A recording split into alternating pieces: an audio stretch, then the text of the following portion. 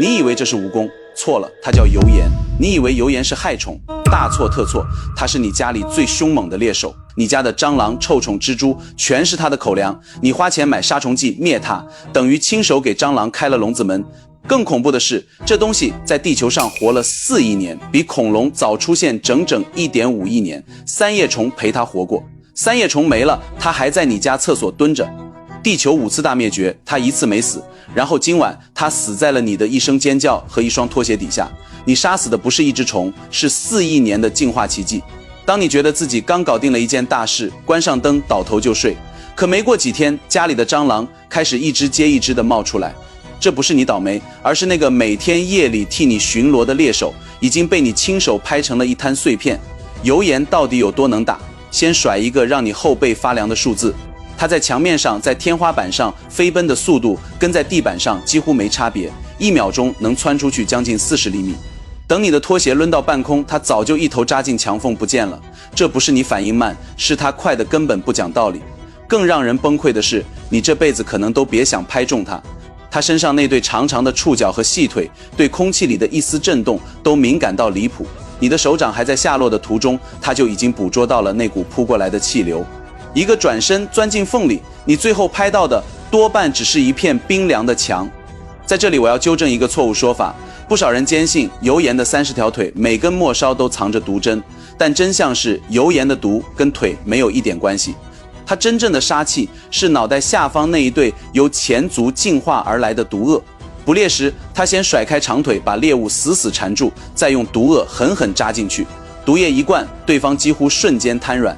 从被他盯上到彻底动弹不得，连眨一下眼的功夫都用不上。而他能在伸手不见五指的环境里精准下手，还靠一双特别的眼睛。蜈蚣这一大家子里，多数成员的视力都差得跟瞎子没两样，有的干脆连眼睛都退化没了。偏偏油盐是个异类，他顶着一对发育的相当完整的复眼。你以为熄了灯的房间漆黑一片，可在他眼里，这跟戴了副夜视镜没什么两样。说到这儿，那个吓了你大半辈子的传言也该收场了。据说油盐会趁你熟睡，顺着耳朵一路爬进脑袋，把你的脑浆当成宵夜。但我必须认真地告诉你，这纯属胡编。人的耳道本就是条走不到底的死胡同，里头还横着一层鼓膜，它连进都进不去，更别提啃你的脑子。这个故事从头到尾没有一个字立得住。可比谣言更让人脊背发凉的是它的真实来历。油盐所属的这一支是整个蜈蚣家族里血统最古老的一脉，留下的化石能一直追溯到大约4亿年前。那个年代，地球的陆地上连一片像样的森林都还没长起来。最离谱的是，科学家比对后发现4亿年前化石里的那对毒颚跟今天油盐身上的几乎是同一个模子刻出来的。别的物种在进化路上一直修修补补，它却像在4亿年前就交出了满分答卷，从此再没改过一个零件。它还揣着一手保命的本事，真被逼到死角逃不掉时，它会干脆利落地把自己的一条腿甩断。那截断腿掉在地上还会一抽一抽的动，死死勾住你的视线。它就趁这个空当开溜，而失去的那条腿只要再熬过一次蜕皮，就能慢慢长回来。它的伪装更是绝了，他把身体最尾端的那对腿硬生生长成了一对假触角。当他一动不动地趴着，敌人盯上半天都分不清哪头才是他的脑袋，自然也猜不透他下一秒会朝哪个方向窜。一个为了多撑那么1秒，花了几亿年把自己练得头尾难辨的物种，你说他这日子过得有多提心吊胆？接下才是流传最广也最离谱的一个谣言。有人说，你只要拍死一只油盐，它就会喷出信息素，招来成群的同伴替他寻仇。但这件事真正的主角是体型大得多的蜈蚣，最后黑锅却结结实实扣在了油盐头上。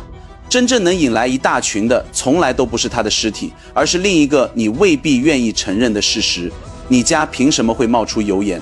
他是个彻头彻尾的肉食者，他在哪里现身，就只透露一个信号。这块地界上的猎物已经多到能撑起一个顶级掠食者的胃口了。说白了，你能看见的这一只，往往只是冰山一角，墙根、橱柜背后、下水道深处，还藏着几十只你毫无察觉的蟑螂、臭虫和蚂蚁。你一直以为家里挺干净，而它的出现等于告诉你，你家其实是虫子扎堆的据点。更让人意外的是，这个长得像恐怖片道具的家伙，其实是个不折不扣的外来客。他的老家远在地中海沿岸，是搭着人类的货船一路漂洋过海才落脚到我们身边的。说穿了，是我们的祖先把他烧进了一座又一座他从没见过的城市，转头又嫌他模样吓人，抬手就送他上路。而几乎没人知道，这个夜里出手从不失误的杀手还藏着柔软的一面。母油盐在幼崽刚破壳的那段日子，会守在他们身旁差不多2周，一刻不离地护着这群孩子。白天是护崽的母亲，夜里是床底下的猎手。这2副面孔你一个都没见过，那为什么你看见他的第一眼压根来不及想这么多？因为在远古的密林里，我们的祖先没少被那些长满腿的毒虫咬，这种深到骨子里的害怕被一代又一代写进了我们的基因。于是在你的理智还没来得及上线时，本能已经先一步替你抄起了拖鞋。说到底，难看几乎是他在人类世界里背的唯一一桩罪。他替你扫光了蟑螂，换来的却是你一拍致命。他默默替你看了那么久的家，最后被你连窝端掉。他规规矩矩在地球上待了4亿年，从没主动找过谁的麻烦。可真正讽刺的是，他在这颗星球上头号的天敌，说出来你可能都想不到，既不是天上的飞鸟，也不是别的猛兽，而是你此刻攥在手里的那只拖鞋。